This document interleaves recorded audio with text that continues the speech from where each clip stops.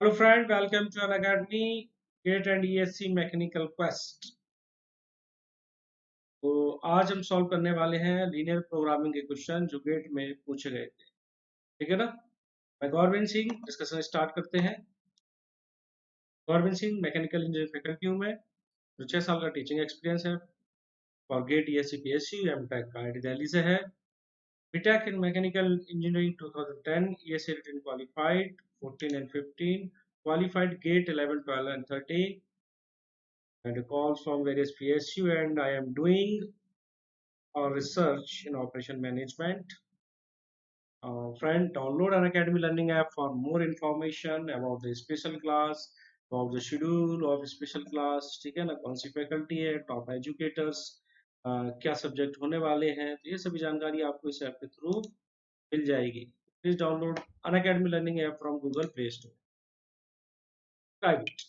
क्या एडवांटेज है Unacademy subscription के? यहाँ पे डेली लाइव क्लास होती है, तो आप किसी भी एजुकेटर के साथ एंगेज हो सकते हो, आप कोई भी डाउट पूछ सकते हो, कुछ भी डिस्कस कर सकते हो। लाइव टेस्ट एंड क्विजेज होते हैं यहाँ पे, तो आपके टेस्ट होते हैं जैसे mock test, weekly, monthly quiz होता है, मिनी क्विज, मेगा क्विज। तो आप ये सब टेस्ट और क्विज देके अपना परफॉर्मेंस चेक कर सकते हो, अपने आप को इवेल्युएट कर सकते हो। स्ट्रक्चर्ड कोर्सेज, यहाँ जो भी सिलेबस है किसी भी एग्जाम से रिलेटेड वो पूरा पढ़ाया जाता है, from very basic to advance level. Practice भी कराई जाती है।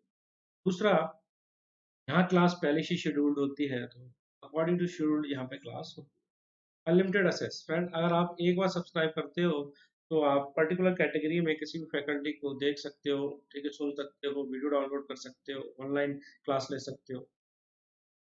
Gate and ESC subscription fees, 12 month charge जो है वो आपका है 25,000। अगर आप मेरा कोड डालते हो GSUS, तो इंस्टेंट 10% डिस्काउंट मिलता है और फीस हो जाती है आपकी 22,500। है ना। इसी तरीके से आपकी 24 मंथ चार्ज है 30,000। अगर आप मेरा कोड डालते हो GSUS, तो आपको एडिशनल डिस्काउंट मिलता है और आप 10% आपकी फीस हो जाती है 27,000। तो आज हम सॉल्व करने वाले हैं previous year question of GATE linear programming. यहाँ हम दो पार्ट में डिस्कस करेंगे, दिस इज पार्ट 1। ठीक है ना। क्वेश्चन ज्यादा है, पार्ट 1 और पार्ट 2 दो हिस्सों में इसको डिवाइड कर दिया मैंने। पहला क्वेश्चन गेट 2018 में पूछा गया है, 2 मार्क्स सेट 2। ठीक है। प्रॉब्लम ऑफ मैक्सिमाइजिंग की प्रॉब्लम है friend. Subjected to constant x1 plus x2 less than 10 and x1 greater than equal to 0, x2 greater than equal to 0 and x2 less than equal to 5। ठीक है is what, आपको पता करना, no solution, one solution, two solution, more than two solution. ठीक है। तो आपका इसमें से क्या ऑप्शन होगा? तो सबसे पहले तो हम जब भी इस तरह के क्वेश्चन आएंगे, सबसे पहले क्या करेंगे, ग्राफिकल मेथड से सॉल्व करने की कोशिश करें। Apply graphical, always use graphical method until and unless जब तक आपको गिवन ना हो कि सिंपलेक्स से सॉल्व करना है ना। तो याद रखना, जब तक गिवन नहीं है कुछ तो ग्राफिकल मेथड यूज करके चलोगे। ग्राफिकल मेथड की पहली कंडीशन होती है क्या, ड्रॉ द ग्राफ। ठीक है ना, या ड्रॉ द इक्वेशंस। ये इक्वेशंस जो है इनको आपको प्लॉट करना है ग्राफ पे। फिर आपको क्या करना है, first step is to plot the what equations on the graph. Second, to find out the common region या feasible region. Second is to find out the feasible region. इसके बाद कॉर्नर पॉइंट्स देखना है फ्रेंड। कॉर्नर पॉइंट्स पे आपको क्या देखना है, जो मैक्सिमम वैल्यू जो देगा किसकी, ऑब्जेक्टिव फंक्शन की, वो हमारा क्या हो गया, ऑप्टिमम सॉल्यूशन। है ना। ये हमारी बेसिक स्टेप्स होती है। सबसे पहले हमको क्या करना है फ्रेंड, ग्राफ प्लॉट करना है ग्राफिकल मेथड में। तो ग्राफ प्लॉट कैसे करते हैं, चलो इसको भी हम समझते हैं। यहाँ मान लो आपकी पहली इक्वेशन आपको गिवन है x1 plus x2 less than equal to 10। Friend, सबसे पहले put x1 0, find out x2, put x2 0, find out x1। ठीक है। ऐसे ही सभी इक्वेशंस जितनी भी गिवन है सभी के हम कोऑर्डिनेट्स निकाल लेंगे। वो कोऑर्डिनेट हम यहाँ पे प्लॉट कर देंगे। सपोज इस तरीके से हमने प्लॉट कर दिया, 0, 10, 10, 0, 10, 0, 0, 10। ये प्लॉट हो गया। तो ये लाइन जो है हमने ग्राफ पे प्लॉट कर दी। तो ये इसकी लाइन की इक्वेशन क्या है, x1 plus x2 less than equal to 10। समझ में आया? सिंपल। इसी तरीके से और लाइन क्या है, x1 इक्वल टू 0, आपकी ये लाइन हो गई, x2 0 ये हो गया। ठीक है ना। अब यहाँ पे x1 0, x1 इस वाले पे 0, ये x1 x2 इस वाले पे 0 है, तो ये आपकी लाइन हो गई। Third fourth is x2 less than equal to 5 या इक्वल टू 5, इक्वलिटी को इक्वलिटी मान के चल के ये हम प्लॉट कर पाएंगे। तो यहाँ पे x2, ठीक है, तो आपका जो रीजन है अगर प्लॉट करेंगे तो रीजन कौन सा आएगा, लेस देन का साइन है, लेस देन इक्वल टू 10, तो आपका ये रीजन आएगा। This is your. अब इसकी बात करोगे तो हमको क्या करना पड़ता है, जितनी भी लाइन और जितने भी फ्रेंड इक्वेशन गिवन है सभी का कॉमन रीजन ढूंढना होता है। Common region gives you the what, feasible region. x2 equal to 5, तो x2 इक्वल टू 5 कौन सी लाइन होगी, ये वाली लाइन, ठीक है ना। x2 इक्वल टू व्हाट 5 इस लाइन। तो आपका जो कॉमन रीजन है वो क्या होगा, कॉमन रीजन आपका जो आएगा, कॉमन रीजन आपका हो गया ये वाला part. This is your what, feasible region. Your what, feasible region, common region ये हो गया। ये पॉइंट हो गए, कॉर्नर पॉइंट्स हो गए। ऑप्टिमल सॉल्यूशन हमेशा हमको कॉर्नर पॉइंट्स पे मिलता है, इसलिए हम कॉर्नर पॉइंट्स केवल चेक करते हैं ना, तो corner point gives us the best solution. इसलिए हम फ्रेंड क्या करते हैं, केवल कॉर्नर पॉइंट्स को ही चेक करते हैं, बाकी पॉइंट को हम छोड़ देते हैं। तो यहाँ पे अगर मैं इस पॉइंट की कोऑर्डिनेट्स निकालूंगा तो क्या आएगा, 5,5, x to 5 पुट करोगे तो क्या आएगा, x to 5 करोगे तो x1 क्या हो जाएगा, 10 - 5, तो इट विल आल्सो 5। ये कोऑर्डिनेट क्या हो गया, 0,5, सभी कोऑर्डिनेट में लिख दे रहा हूँ, ये क्या 10,0, ये क्या हो गया 0,0, ठीक है ना। तो कोऑर्डिनेट्स मिल गए आपको, कॉर्नर पॉइंट्स। अब हम क्या करना है, ऑब्जेक्टिव फंक्शन हमारा क्या है, मैक्सिमाइज जेड दिस, इसकी मैक्सिमम वैल्यू कहाँ पे है वो देख लेना है। तो पहले मैं मान लो ये हमारा कोऑर्डिनेट्स है, पहला ए हो गया, बी हो गया, सी हो गया और डी हो गया, ठीक है। तो जेड ए जब निकालूंगा तो x1 माइनस x2 में मैं अपने कोऑर्डिनेट्स करूंगा, 5 - 5 क्या हो गया 0। इसी तरीके से बी की बात करूंगा तो क्या हो जाएगा, 10 - 0 इक्वल टू 10। इसी तरीके से फ्रेंड अगर सी की बात करेंगे, सी में क्या हो जाएगा, जेड सी 0, फिर 0 - 0 0। इसी तरीके से सिमिलरली जेड डी की बात करेंगे तो -5। तो मैक्सिमम वैल्यू कहाँ पे मिल रही है हमको, मैक्सिमम वैल्यू मिल रही है फ्रेंड एट दिस पॉइंट, मतलब बी पॉइंट। तो बी पॉइंट आपका क्या दे रहा है, ऑप्टिमल सॉल्यूशन। ऑप्टिमल सॉल्यूशन वो सॉल्यूशन होता है that gives us a maximum value of objective function. यार ऑब्जेक्टिव फंक्शन क्या है, इज दिस। तो आपको ये चीज समझ में आई, कॉमन रीजन निकालना है, कॉर्नर पॉइंट चेक करना है, ठीक है, सभी इक्वेशन को प्लॉट करना है ग्राफ पे, ये आपका तरीका होता है in case of graphical method, ठीक है। तो आपका आंसर क्या हो गया बी।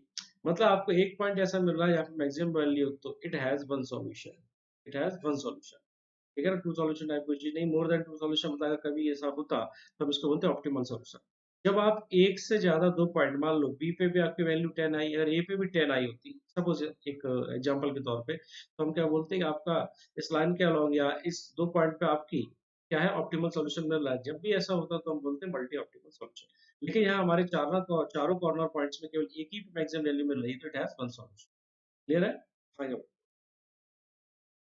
Next question.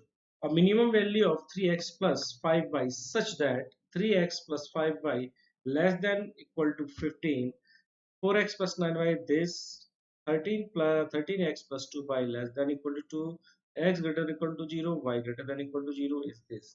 तो minimum value friend find out करना है, तो मिनिमम वैल्यू सबसे पहले स्टेप क्या है कि हमको we have to draw a curve. Curve करने, ड्रॉ करने की क्या है, जो जितनी भी आपकी इक्वेशन है उसको हम कर्व पे या ग्राफ पे, सॉरी ग्राफ पे हम क्या करेंगे, प्लॉट करेंगे। पहले के केस में हमारे कोऑर्डिनेट्स क्या बनेंगे, अगर इक्वेशंस को प्लॉट करना है तो कोऑर्डिनेट्स निकालना पड़ेगा ड्रॉइंग द लाइन। पहले x0 मैंने पुट किया तो y क्या आएगा, इस लाइन से देखिए 3। y को मैंने 0 पुट किया तो x क्या आएगा 5। मैं यहाँ पे लिखता चल रहा हूँ साथ में, x को 0 पुट किया, y क्या आया 8/9, ठीक है ना। y को 0 पुट किया, x क्या आया 2। Similarly for this equation, x को 0 पुट किया तो y 1, और y को 0 पुट किया आपने, x की वैल्यू क्या आएगी 2/30, है ना। ये हमने कोऑर्डिनेट्स निकाली। अब इन कोऑर्डिनेट्स को हम प्लॉट करेंगे फ्रेंड्स, एक एक करके मैं प्लॉट कर रहा हूँ, देखिए, ठीक है। तो सबसे पहले इस लाइन को प्लॉट कर देते हैं, जो पहली लाइन है 0,3, 0,3 आपका यहाँ कहीं आएगा, 5,0 मान लो यहाँ ले लो कहीं एक्सेस में, ठीक है। ये आपका ये वाला रीजन हो गया, ठीक है। मिनिमम वैल्यू यहाँ पे आपको एरिया क्या है, area will give this less than equal to X और वाई की वैल्यू। देखो फ्रेंड सिंपल सी ट्रिक क्या है, एक्स और वाई की वैल्यू 0 0 पुट करो, 0 पुट किया हमने तो हमारा क्या आ रहा है 0 लेस देन 15, क्या सही है, सही है, सही है। तो आप ये एरिया लोगे अंडर द ओरिजिन के आसपास का जो रहता है ये वाला एरिया, ठीक है। ठीक, अगर ऐसा नहीं होता तो आप करते इसके अपोजिट वाला एरिया होता, ठीक है। तो क्या इस तरीके से हम चेक कर सकते हैं। यहाँ पे ये वाला रीजन लिया हमने, ठीक है ना। इसके बाद ये वाले हम ये वाले पॉइंट्स प्लॉट करेंगे, 0,8/9। इसको प्लॉट करेंगे तो ये कहाँ पे जाएगा, 0,8/9, 2,0, ठीक है। तो 2,0 यहाँ पे कहीं आएगा, कॉमा 0। ये क्या था यहाँ पे, 5,0। इसके बाद ये कहाँ पे कहीं पे जाएगा, ये इस तरीके से मान लो आपका 2,0 और 0,8/9 यहाँ पे कहीं पे आता है, ठीक है। थोड़ा सा इसको इलाज करके दिखाओ। इसके बाद 0,1, तो 0,1 यहाँ कहीं ऊपर आएगा, तो ये इससे बड़ा है। दूसरा ये थर्ड इक्वेशन को प्लॉट कर रहा हूँ मैं। और 2/13,0 इस तरीके से कहीं यहाँ कहीं आएगा, 2/13,0। तो आपका कॉमन रीजन क्या हो गया तीनों का, this one is your common region, this one is your what, common region. तो कॉमन रीजन आपसे पूछा जाए तो कॉमन रीजन ये होता है, इस रेड कलर में दिख रहा है कॉमन रीजन।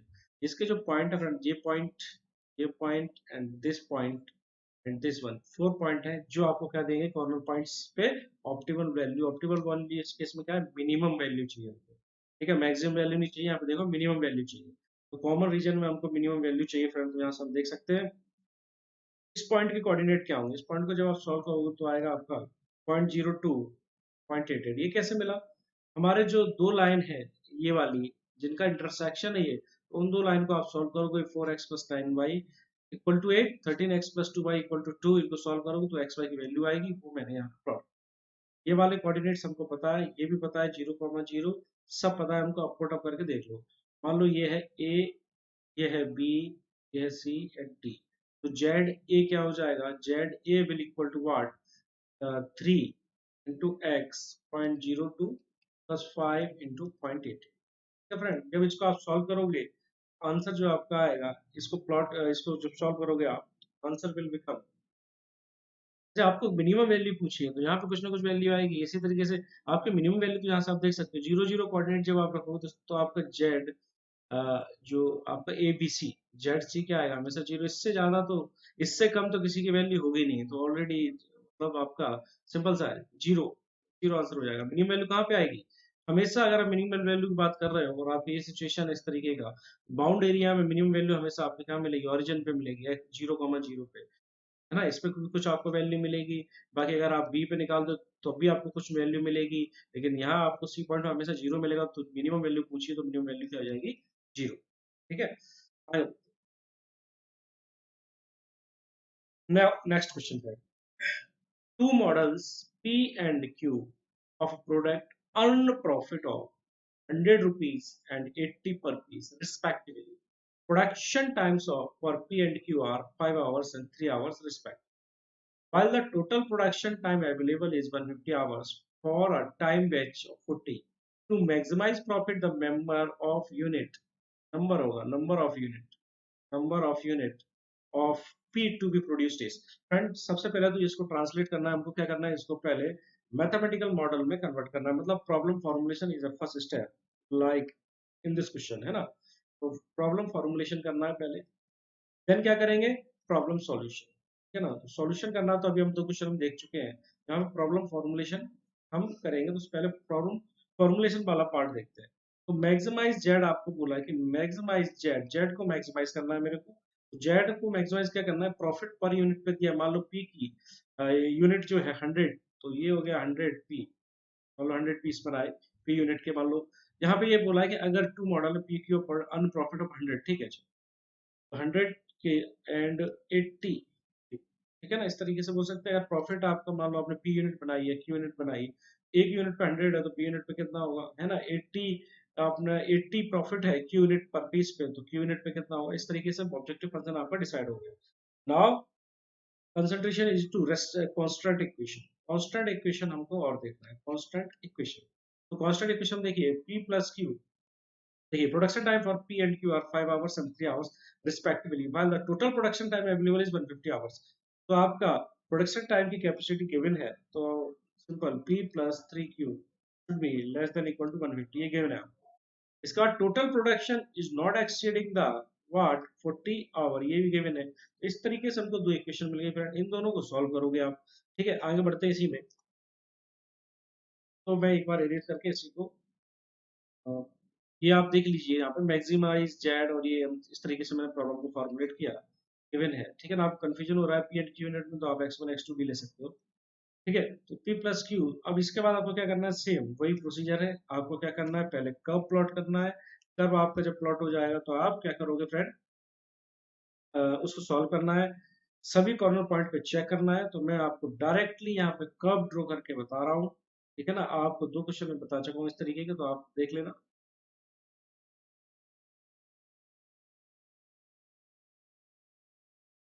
एक बार मैं एक क्वेश्चन यहाँ पे और लिख दे रहा हूँ। ऑब्जेक्टिव फंक्शन क्या है, objective function Z equal to maximize Z, maximize करना है इसको। ठीक है, ये चीज आएगा, maximize Z equal to 100p plus 80 का subject to constant equation. Constant equation आपको दी हुई है 5 plus 3q should be less than equal to 150 and p plus q should be less than equal to 40। तो हम प्लॉट करेंगे, इसके लिए प्लॉट करेंगे एट पी जीरो, क्यू कितना हो जाएगा 50, 0,50। क्यू जीरो तो आपका पी कितना हो जाएगा 30। ये आपका ये प्लॉट हो गया। यहाँ पे 40, जीरो पुट करोगे तो 0, ये आपका 40/40 की लाइन आपकी ऐसा कुछ हो जाएगी, सिंपल। ठीक है ना, ये हो गया 40,0। ठीक है, 0,40। इसके बाद आपका क्या है, 0,50 एंड 30, ये वाला लाइन प्लॉट करना है। 30,0 आपका यहाँ पे कहीं आएगा, 30,0। ठीक है, इससे पहले। और 0,50 आपको रफली ड्रॉ करना है कर्व। ठीक है ना, आपको ऐसा नहीं कि आपको उसको टू द स्केल आप ड्रॉ कर रहे हो। ठीक, अब ये पॉइंट हमको निकालना, कॉमन रीजन आपका ये हो गया फ्रेंड। ये पॉइंट निकालना है। इस पॉइंट को कैसे निकालो, इन दोनों इक्वेशन सॉल्व कर देना, पी एंड क्यू की वैल्यू निकाल दो।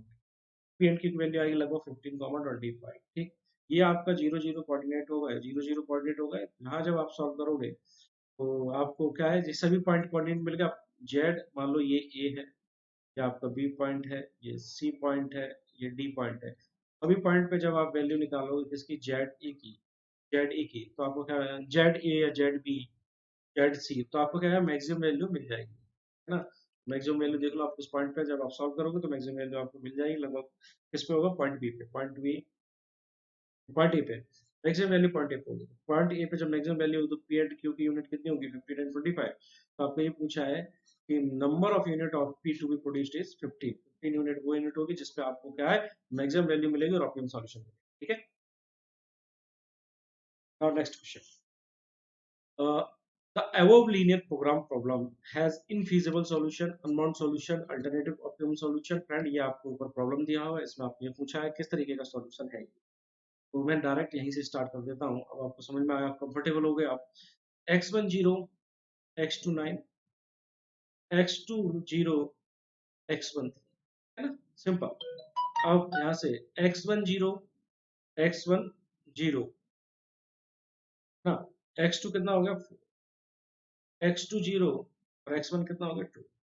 you have to plot this constant। अब हम देख लेंगे कि क्या तरीके का है।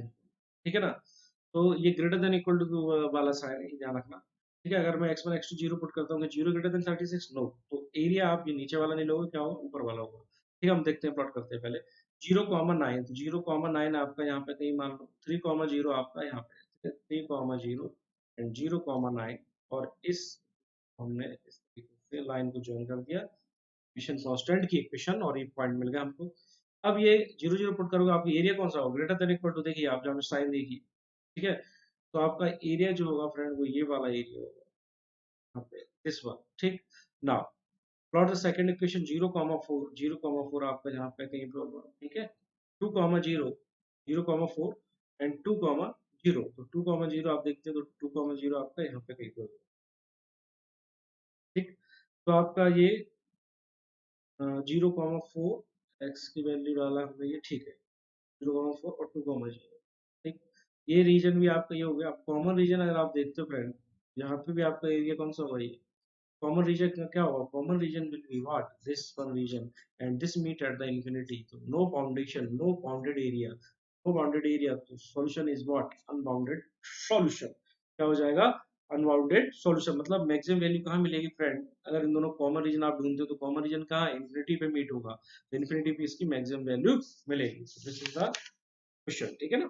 Now next question, for the linear programming problem, maximize z equal to 3x1 plus 2y, maximize z equal to 3x1 plus 2y, आपको ये बोला गया है। इसके बाद सब्जेक्टेड टू दिस कांस्टेंट। तो कभी भी एक चीज याद रखना, हमेशा जब लीनियर प्रोग्राम सॉल्व करते हो तो उसको स्टैंडर्ड फॉर्म में कन्वर्ट कर दो। स्टैंडर्ड फॉर्म क्या होता है, लेस देन साइन हो, ठीक है, आपके दोनों साइड एक जैसे साइन होना चाहिए। तो यहाँ पे आप इसको जब कन्वर्ट करोगे स्टैंडर्ड फॉर्म में, मैक्सिमाइज जेड ऊपर का वैसे रहे, subjected to what, -2x1 plus 3x2 should be less than equal to 9। इसको भी मैं माइनस से क्या कर दूंगा, पूरी इक्वेशन को मल्टीप्लाई कर दूंगा, तो x1 minus x1 plus 5x2 should be less than equal to what. तो आपकी स्टैंडर्ड फॉर्म में दोनों इक्वेशन कन्वर्ट हो गई ना। कोऑर्डिनेट फाइंड करेंगे पहले के लिए, x1 को 0 पुट किया, x2 क्या आया 3, x2 को 0 पुट किया तो x1 क्या आया 4.5 माइनस, ठीक है।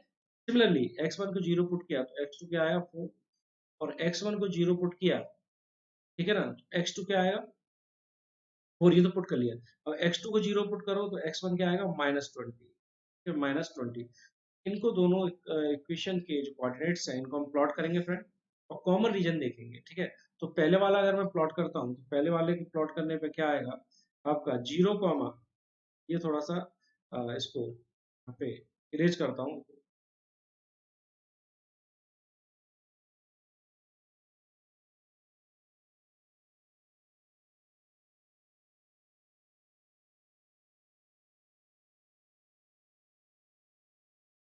ठीक है, अब यहाँ पे इस एरिया को क्या माइनस में है, थोड़ा सा हमको बैलेंस करके बनाना है एरिया को। ये देखिए यहाँ पे आप देखिए पहला कोऑर्डिनेट क्या है 0,3, तो 0,3 यहाँ क्या होगा, और -4.5,0 इस तरीके से कुछ होगा। 0,3 मैंने यहाँ पे प्लॉट कर दिया। नाउ सेकंड कोऑर्डिनेट इज 0,4, 0,4 आपका यहाँ पे कहीं होगा -20, तो -20 इस लाइन में मान लो यहाँ पे है -20,0। इन दोनों को जब प्लॉट करोगे तो इस तरीके से यहाँ पे देखिए आप। अब आपको अगर ये बोला जाए कि विच of the following is the bounded reason या कॉमन एरिया, कॉमन रीजन क्या है, तो कॉमन रीजन क्या है, आप पहले के केस में देखिए आप, जब आप 0 x1 x2 0 पुट करो क्या इक्वेशन सेटिस्फाई हो रही है, नहीं हो रही।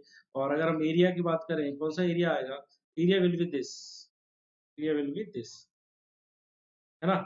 तो आप यहाँ पे एरिया जब निकालोगे तो एरिया आपका कॉमन जो एरिया है वो कहाँ मिलेगा, इन्फिनिटी पे मिलेगा आपका। यहाँ पे कॉमन एरिया जो है आपका इन्फिनिटी मिलेगा, कोई बाउंडेड एरिया नहीं है। इसका मतलब क्या है फ्रेंड, इसका मतलब ये है कि आपका जो सॉल्यूशन है वो कैसा सॉल्यूशन है, this is your what, this is your infinite unbounded solution. यहाँ पे भी आपका जो आंसर है अनबाउंडेड सॉल्यूशन है ना। एरिया बाउंड कहाँ हो रहा है, इन्फिनिटी, ठीक है। Now, consider an objective function 3x1 plus 9x2 and the constant is x1 plus x2 equal to 8, x1 plus x2, this maximum value आपको निकालना। Similarly, x1 को 0 पुट किया तो 8, 8,0, ये आपके कोऑर्डिनेट हो गए इसके लाइन के। ज्वाइन करेंगे x1 0, x2 2, x2 0, x1 4, इनको हम प्लॉट कर लेते हैं और मैक्सिमम वैल्यू हम देख लेते हैं। यहाँ पे देखिए 0,8, 8,0, 0 8, मान लो इस तरीके की लाइन होगी 8,0 एंड 0, ठीक। अब 0,2, 0,2 यहाँ पे कहीं 4,0 सपोज ये है। कॉमन एरिया कौन सा हो गया friend, this is your what common area, ठीक है। Common area is this. Common area में आपको क्या करना है, कॉर्नर पॉइंट्स क्या हो जाएंगे, ये हो जाएंगे। तो अच्छा एक चीज बताइए, क्या रिडंडेंट है ये इस इक्वेशन का, मैं बात करूं this constant is redundant constant. Redundant constant मतलब क्या होता है, वो कांस्टेंट जो सॉल्यूशन में पार्टिसिपेट नहीं करती, वो इक्वेशन जो सॉल्यूशन पार्टिसिपेट नहीं करती उनको बोलते हैं हम रिडंडेंट कांस्टेंट। यहाँ पे ये इक्वेशन हो या ना हो उस केस में आपका क्या है, कॉमन एरिया आपका यही रहेगा और कॉर्नर पार्ट्स हमेशा यही रहेंगे। ऐसे इसको हम क्या बोलते हैं फ्रेंड, जो कांस्टेंट उनको बोलते हैं रिडंडेंट कांस्टेंट। तो आप अगर ये क्वेश्चन में थोड़ा सा मॉडिफिकेशन कर दूं, ये पूछ लो which of the following line is redundant constant, तो आप बोल दोगे सेकंड वन लाइन, ठीक है ना। ये वाली जो लाइन है ये वाला x1 प्लस x2 ये रिडंडेंट है, ठीक है ना। ना बट हमसे ये पूछा नहीं, हमसे पूछा maximum value of the objective function. तो कॉर्नर पॉइंट्स को देख लेंगे, कॉर्नर पॉइंट्स पे जो भी वैल्यू रहेगी यहाँ पे क्या था आपका 0,2, सॉरी यहाँ 0,2 है, ये 0,2 है, ठीक है, ये क्या है 4,0, ठीक है, ये आपका थोड़ा सा वैसा बन गया, ठीक है। तो ये आपके कॉर्नर पॉइंट्स हो गए, इनको वैल्यू पुट अप करके देखो, तो जेड की वैल्यू जहाँ पे भी मैक्सिमम आएगी वो आपका क्या हो जाएगा, आंसर हो जाएगा। तो आप जब जेड 4,0 के लिए आप जब कैलकुलेट करते हो तो आएगा आपका आएगा 12। तो जेड आप 0,2 के लिए पुट करते हो तो आपका आएगा लगभग 18, ठीक है। फ्रेंड आंसर क्या हो जाएगा 18, 0,2 पे आपको मैक्सिमम वैल्यू मिलती है, 0,2 पे आपको मैक्सिमम वैल्यू मिलती है, तो आपका ये आंसर करेक्ट हो जाएगा कि ये कोऑर्डिनेट और मैक्सिमम वैल्यू इज, ठीक है ना।